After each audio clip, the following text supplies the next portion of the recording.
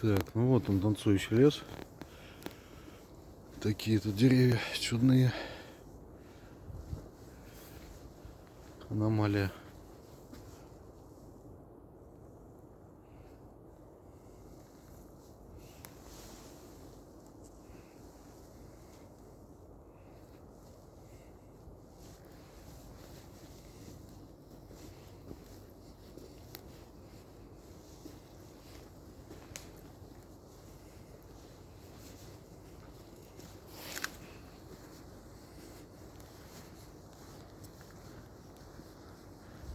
Проводили тут жрецы обряды свои.